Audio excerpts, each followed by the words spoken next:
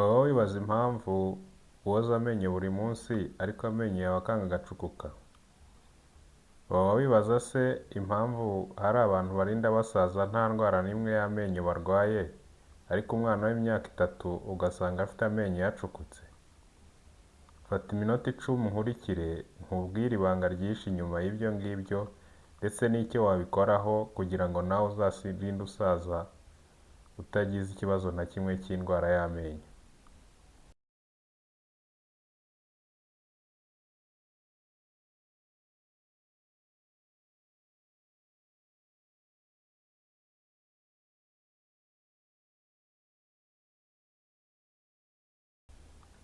Gira ubuzima wowe udukurikira umunsi ku munsi, aho uherereye hirya no hino ku isi. Nizera ko umeze neza, nizera ko watangiye umwaka neza kandi ukomeje kuwugendekera neza. Niba kandi bitameze neza, ndagusaba kwihangana, ihangane kandi ukomere, ejo bizamera neza. Nk'ibisanzwe aha ni ku isoko y'ubumenyi buzima, niho tuguha ubumenyi buzima ukagira ubuzima buzima. Njye ndi Fideli, akaba ari njye muganga wawe w'amenyo mugiye kubana uyu munsi. Uyu munsi ngiye kukubwira ikintu wakora kugira ngo amenyo yawe uyarinde indwara yo gucukuka amenyo. Ndakubwira ikintu cy'ingenzi ushobora gukora kugira ngo wirinde indwara yo gucukuka amenyo utavuye iwawe mu rugo. Twabonye indwara yo gucukuka amenyo icyo ari cyo, tubona ibiyitera ndetse n'icyo wakora mu gihe waba warwaye iyi ndwara. Uyu munsi rero nje kukubwira ese ni iki wakora kugira ngo wirinde kuzahura n'indwara yo gucukuka amenyo. Ni iki wakora kugira ngo wirinde indwara yo gucukuka amenyo, wirinde ko amenyo yawe azajya atobagurika umunsi ku munsi. Muri rusange ikintu cy'ingenzi ugomba gukora cy'ibanze ni ukubaka urukuta hagati y'amenyo yawe ndetse hagati y'amenyo yawe na bagiteri zicukura amenyo. Urwo rukuta uzarwubaka ugendeye ku bintu bitatu by'ingenzi ngiye kukubwira. Icya mbere, gukora isuku yo mu kanwa cyangwa se gukora isuku y'amenyo. Icya kabiri, guhitamo ibyo kurya bitangiza amenyo. Icya gatatu, gusura muganga w'amenyo. Ndagusobanurira ngendeye kuri buri kimwe, mpereye ku isuku y'amenyo. Icya mbere, ugomba koza amenyo yawe buri munsi inshuro nibura 2 ku munsi, ukoresheje umuti w'amenyo n'uburoso.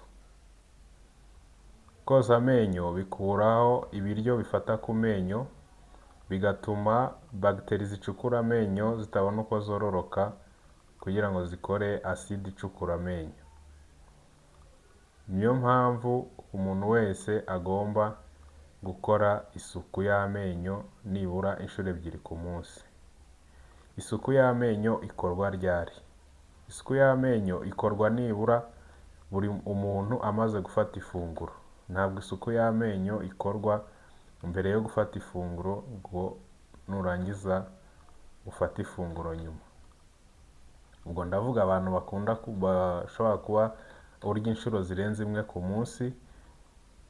Niba urya mu gitondo ugomba gufata ibya mu gitondo, warangiza ukoza amenyo, wamara koza amenyo ukabona kujya mu zindi activite zawe. Hanyuma na nimugoroba umaze kurya ugiye kuryama ukabanza ukoza mu kanwa, warangiza ukajya kuryama. Ushobora kwibaza utese ko noza amenyo inshuro 3 ku munsi ariko nkanga nkarwara amenyo, ni ukubera iki? Ahangaha ndaza kugusubiza ngendeye ku bintu bibiri by'ingenzi. Icya mbere, ushobora kuba ufata igihe kidahagije woza amenyo yawe. Icya kabiri, ushobora kuba ubikora mu buryo butari successful cyangwa se mu buryo butari bwa nyabwo. Icya mbere, ugomba gufata amenyo yawe, igihe woza amenyo yawe ugomba gufata iminota iri hagati y'2 kugeza kuri 5, ukoza ibice byose bigize amenyo uhereye ku gice cy'inyuma ukajya ku gice cy'imbere cyegereye ururimi, ukajya ku gice cyo hejuru aho amenyo ahurira mu gihe uri gukanjakanja, warangiza ukoza n'ururimi. Izo procedure zose zigutwara hagati y'iminota 2 kugeza kuri 5. Mu gihe utoza ibice byose bigize amenyo, ni hahandi uzasanga woza igice kimwe, ikindi gice kigasigaraho imyanda. Iyo myanda ikaba ariyo za bagiteri zikoresha zikora acide icukura amenyo yawe, bityo ugasanga amenyo yawe aracukuka, ariko kandi woza inshuro nyinshi ku munsi. Yumvikane rero ko ugomba kuwoza nibura inshuro 2 ku munsi, kandi ugafata iminota iri hagati y'2 kugeza kuri 5 woza amenyo yawe neza. Icya kabiri, ushobora kuba ukoresha tekinike itari iya nyayo. Ahangaha nzabasobanurira tekinike zose zemewe mu koza amenyo bitewe n'icyiciro umuntu arimo. Musanzwe umuntu ufite ubumuga, umuntu wambaye apareye, nzababwira ese ni ubuhe buryo ushobora gukoresha woza amenyo yawe butangiza amenyo yawe. Icya gatatu, ugomba guhindura uburoso nibura buri mezi 3. Uburoso nyuma y'amezi 3 burya buba bwashaje, ntabwo buba bukibasha gukura imyanda hagati y'amenyo neza, kandi nta buba bushobora no kwangiza ishinya kubera kushwambarara kwa kundi bugenda amenyo yabwo ubona yagiye agenda ku ruhande. Niyo mpamvu uba ugomba kubuhindura buri mezi 3 kugira ngo wirinde ko ingaruka bwaguteza. Icya kane, kuri iyi ngingo yo koza amenyo, hari akadodo kabugenewe kagomba gucishwa hagati y'amenyo kugira ngo gakuremo imyanda isigara hagati y'amenyo.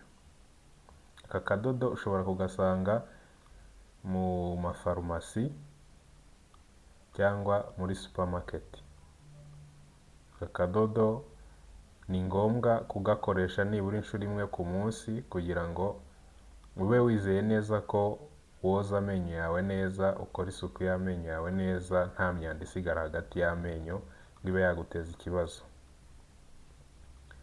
Uravuga utese ko twirirwa mu kazi, ushobora koza amenyo inshuro 3 ku munsi gute, cyangwa inshuro 2 ku munsi gute, cyangwa mu gihe ndi mu kazi nabigenza nte?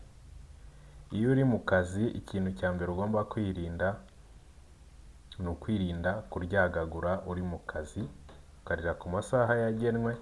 Ubundi niba umaze kurya inyuguza amazi, ibyo birahagije. Nujya kugera mu rugo wiborose, ibyo biba bihagije, bizakurinda rwose nta kibazo. Ikintu cya kabiri ugomba gukora kugira ngo urinde amenyo yawe gucukuka ni uguhitamo ibyo kurya bitangiza.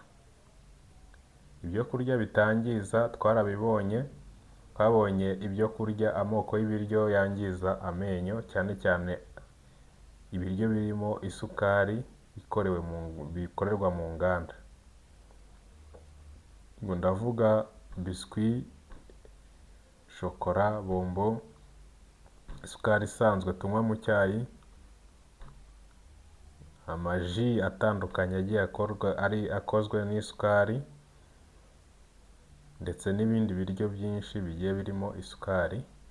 Si byiza kubifata inshuro nyinshi ku munsi. Gerageza kurya ibintu birimo isukari nkeya, kandi ugabanye inshuro ufata ibintu birimo isukari ku munsi. Ikindi, ushyireho amasaha yo gufata ibintu birimo isukari, ureke kubifata mu kajagari. Cyane cyane ugabanye kubifata muri ya masaha ari hagati y'ifunguro n'irindi. Ubwo ndavuga amasaha ari hagati y'ufatiraho ifunguro rya mu gitondo, ifunguro rya saa sita n'ifunguro rya nimugoroba. Muri ayo masaha ari hagati, gabanya gufata ibintu birimo isukari, cyane cyane ibikorerwa mu nganda, kuko twarabibonye ko ibyo bintu bituma wongera ibyago byo gucukuka amenyo. Gerageza kunywa amazi menshi ku munsi, kuko amazi atuma mu gihe udafite uburyo bwo koza amenyo, agabanya ibiryo ku menyo. Ikindi cya kabiri, amazi abamo umunyungugu wa fluoride usa n'uba muri umuti w'amenyo dukoresha twoza amenyo, bigatuma amenyo ashobora gukomera.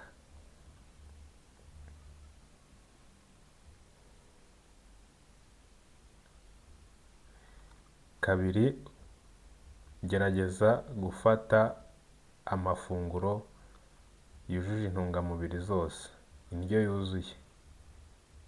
Koresha indyo yuzuye kuko indyo yuzuye birimo ibirinda indwara, ibitera imbaraga n'ibyubaka umubiri. Umubiri wawe ukeneye ibirinda indwara, haba iz'umubiri ndetse n'izo mu kanwa zirimo.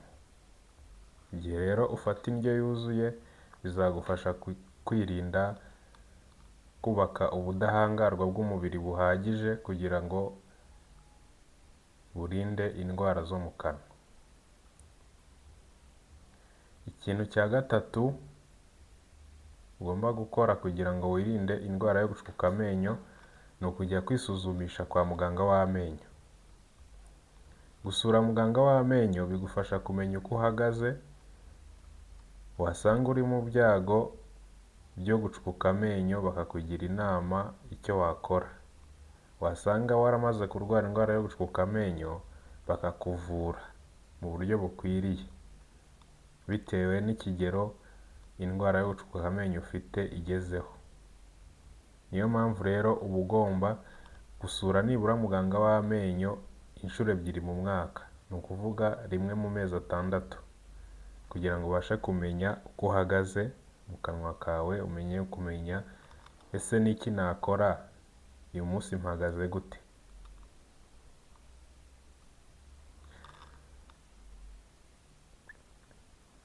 Wumvise rero uburyo bw'ingenzi ugomba gukoresha wirinda indwara yo gucukuka amenyo. Uburyo bwose tuvuze haruguru ko ari 3: koza amenyo ukoresheje umuti w'amenyo n'uburoso, guhitamo ibyo kurya bitangiza amenyo, ndetse no gusura muganga w'amenyo inshuro 2 mu mwaka. Ubu buryo bushobora gukoreshwa wirinda indwara yo gucukuka amenyo ndetse n'izindi ndwara zo mu kanwa zitandukanye. Izo ndwara tuzagenda tuzivuga imwe kuri imwe ndetse dusobanure n'ibizitera ndetse n'ibyo ushobora gukora kugira ngo uzirinde byiyongera kuri ibi ngibi tuvuze ku ndwara yo gucukuka amenyo. Ibi tuvuze, ubu buryo bwose tuvuze uko ari 3 ushobora kubukoresha uri umuntu mukuru, ushobora kubukoresha uri umwana. Ariko ku bana ho hari ubundi buryo bwiyongeraho bw'ingenzi bw'umwihariko umuntu agomba gukora ku mwana we kugira ngo amurinde indwara yo gucukuka amenyo ndetse no gushirira cyane cyane. Ubwo nabwo tuzabuvuga muri video y'ubutaha, tubasobanurire ibindi by'ingenzi ugomba gukora ku mwana kugira ngo umurinde indwara yo gucukuka amenyo. Nizera ko rero udukurikira wamaze gukora subscribe, kandi niba utarayikora iki ni cyo gihe kugira ngo uyikore, kugira ngo nawe utazajya ucikanwa na video zacu zirimo ubutumwa butandukanye bwigisha ku ndwara zo mu kanwa. Ndagusaba gukora like kuri iki kiganiro, ukanakora share y'iyi video kugira ngo urangire abandi aho wakuye amakuru y'ingenzi ku ndwara zo gucukuka amenyo.